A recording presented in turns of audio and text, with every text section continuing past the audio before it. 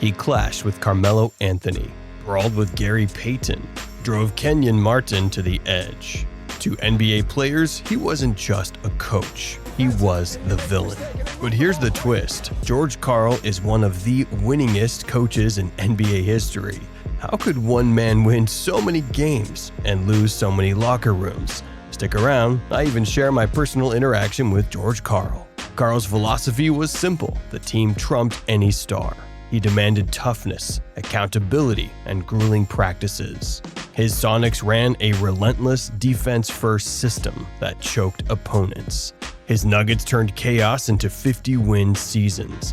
But in the 2000s, as stars like Kobe and LeBron started running the NBA, Karl refused to bend. He coached Carmelo Anthony like a rookie. Pushed Gary Payton harder after All-Star nods. Buy in or get out. Some players adapted, others fought back. The list of stars who clashed with Karl reads like an all-NBA roster. In 1992, George Karl took over a struggling Seattle Supersonics team.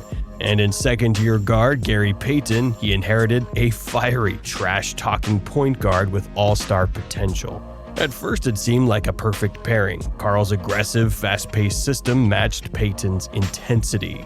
The Sonics became a defensive powerhouse. Payton blossomed into a perennial all-star and Defensive Player of the Year.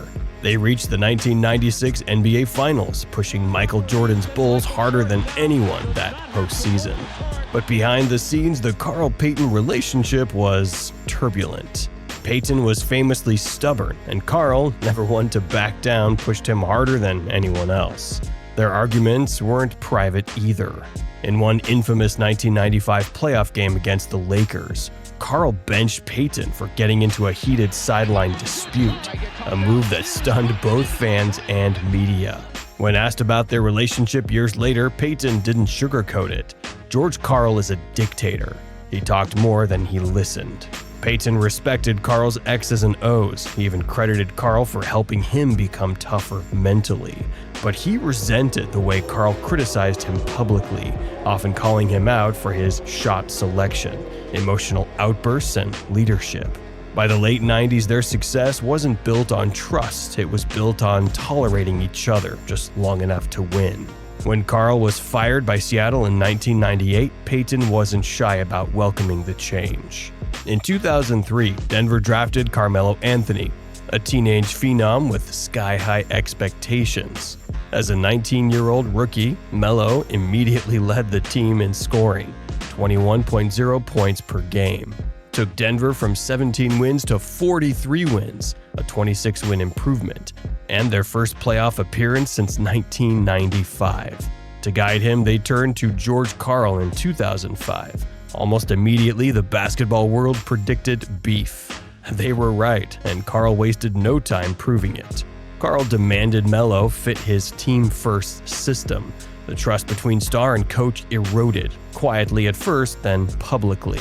In February 2005, during a win over the Memphis Grizzlies, George Karl benched Carmelo Anthony during overtime. Reports said Melo threw a towel toward Karl in frustration on the bench, an incident both would later downplay, but the damage was done. The divide widened with quotes like, "He is the boss and we are the workers. We have no choice but to listen." Karl didn't hide his frustrations either. During a 2007 game, Karl yanked Melo for a defensive lapse and told the press, "Melo's gotta grow up." Melo fumed, later saying, "Karl never trusted me." Their relationship never recovered. Even during playoff runs, Karl criticized Melo's defensive effort and leadership, often choosing the media as his battleground. When the Nuggets traded for Kenyon Martin in 2004, they thought they were getting the perfect front-court partner for Carmelo Anthony, a tough physical enforcer with finals experience from New Jersey. But George Karl treated Martin like a role player, not a star. The friction was obvious behind closed doors and sometimes on the floor. In 2006, Martin overheard Karl telling assistants he couldn't coach Martin's intensity. Frustrated, Martin confronted Karl at halftime of a playoff game against the Clippers.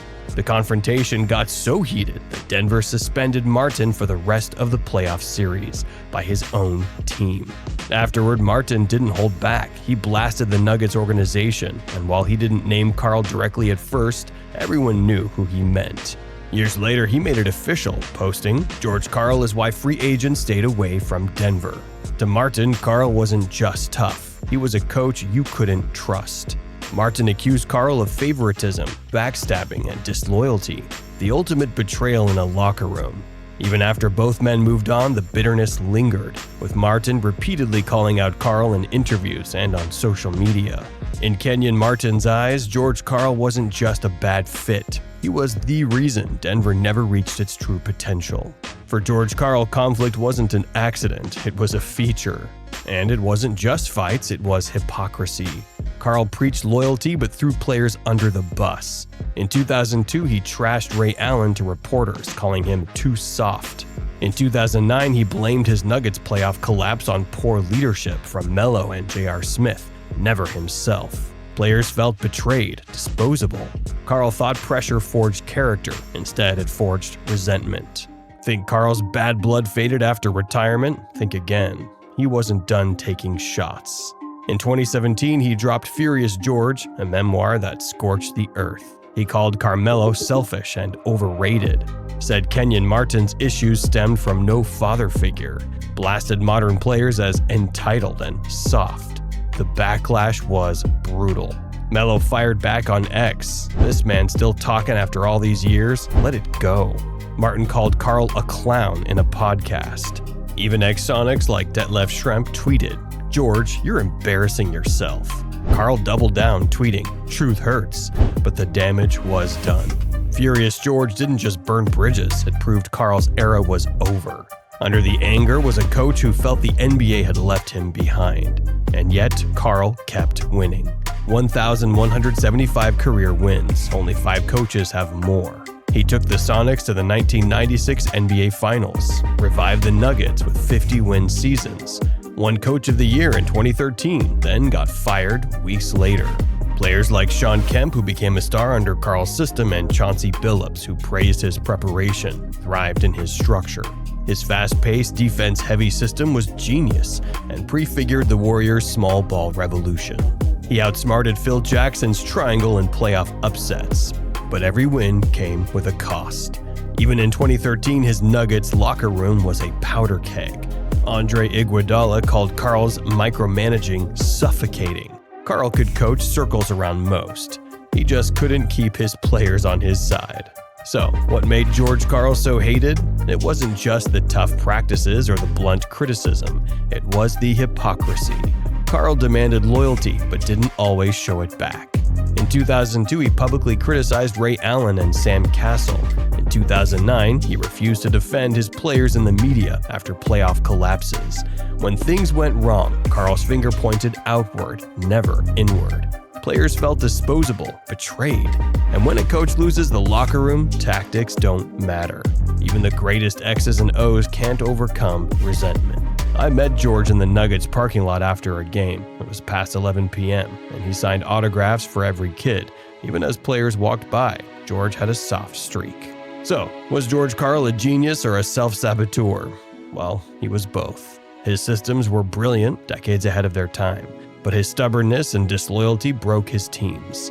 His legacy, complicated, brilliant, messy, just like the man. In today's player-empowered NBA, could a coach like George Karl even exist? Karl wasn't the only coach who clashed with modern NBA stars. If you want to see another classic case of basketball brilliance, check out our deep dive into Phil Jackson, the Zen Master. And if you enjoyed this video, give it a like and subscribe for more.